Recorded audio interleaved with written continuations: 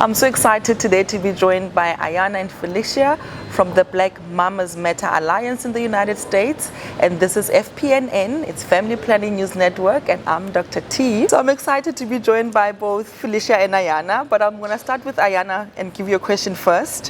What is Black Mamas Alliance Matter, and why is it important as an issue that you guys are focusing on? Black Mamas Matter Alliance is a national network comprised of multidisciplinary professionals who are all advancing Black maternal health rights and equity. It's comprised of individuals who span birth work, including OBGYNs, birth workers like doulas, midwives, also lawyers, public health scholars, and other research professionals and advocates. Again, all with the goal of advancing Black maternal health rights, reproductive justice, and birth justice. And those are the frameworks in which we use to ground and approach our work as well.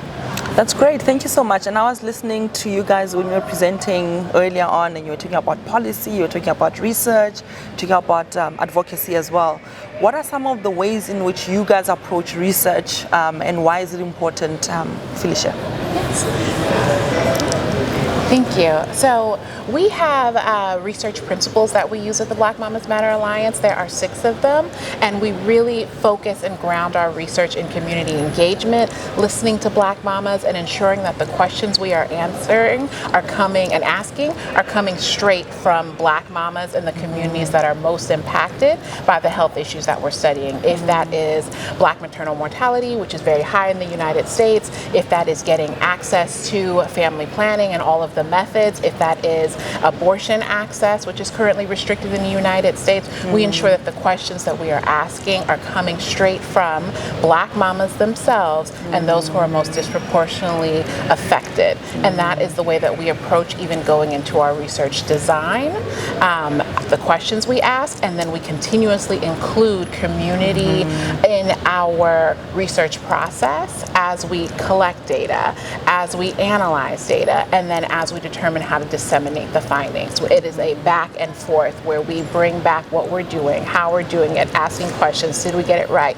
Is this what you want to see? How should we disseminate? What would be most effective? Do you want us to have something that is more public dissemination? Do you want a written product? Would you like us to have an advocacy event? Do you want to have a rally? And we really look at all of these different ways to continue to engage community in our research processes, and also to remain grounded in our values and frameworks, which are Black feminism, birth justice, research justice, womanism, and the human rights framework.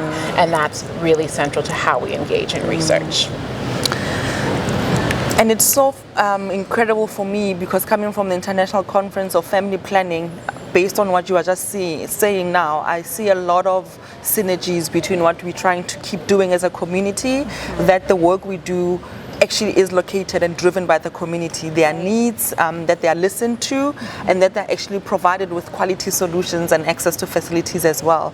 And I know that family planning is not the immediate thing when people think Black mothers' maternal needs. What are some of the sexual and reproductive health needs that you see coming through that the communities need? And I know that Felicia, you've mentioned a little bit around abortion access, the legislation currently, and of course the need for modern contraception methods. But I know sexual and reproductive health rights holistically is still a big problem. And I'll start now. I'll let Felicia join in and chime in as well. But even if we look at reproductive justice, so the definition as determined and coined by Sister Song in the U.S.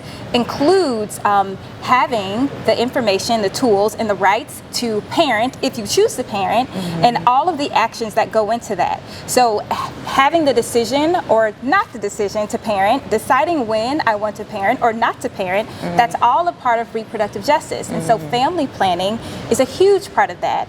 And we know, similar to access to other resources that affect our maternal health outcomes, our birth outcomes, and our reproductive health, Black women in the U.S. have been restricted and limited. As you mentioned, recent legislation restricting abortion rights has larger impacts and ramifications for Black women in their birthing outcomes, in their reproductive justice. So it's definitely a key component of reproductive justice, which of course is how we frame and approach all of our work. And just finally from you, Felicia, what are some of the takeaways, perhaps having been at this conference, the kind of networking you've made, new connections that you've made, and the different ways perhaps you are even thinking of how you need to grow, maybe even beyond the United States, because so many of us who are gendered and racialized in particular ways, no matter where we are in the world, the health outcomes are pretty much the same. Is there anything, any moments that have excited you throughout that you look forward to, taking some action on after this? Thank you, Dr. T.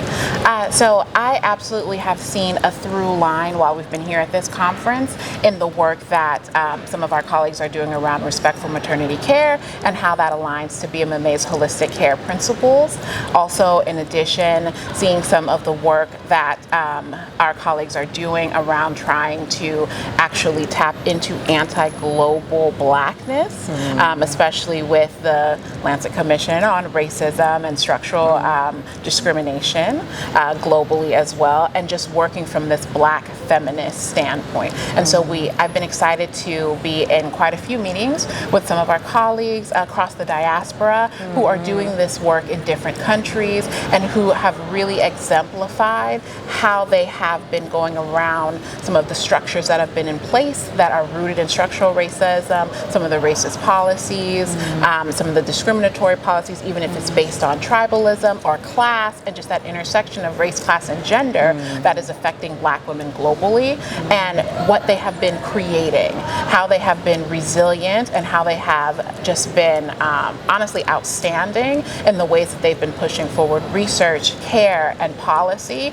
to continue to work to keep Black women and pregnant people at the center of their work and ensure that they're fighting for the rights that we all should have, our human rights to be able to, as Ayana stated in our reproductive justice principles, to be able to choose when to parent, how to parent, to be able to parent in safe environments, because also environmental stressors, climate change, police brutality issues, all of that also affects our family planning, our reproductive health as a whole, abortion access, and also birthing and being pregnant as well. And so those are things that I've been really excited to see, just that through line and what my colleagues have been doing across the diaspora and to connect with them. Thank you. So thank you very much to you both, and thank you for making visible the invisible. And we look forward to hosting you in our future episodes on FPNN. So thank you so much. Thank you for having us. Yay. Thank you. Thank you so much.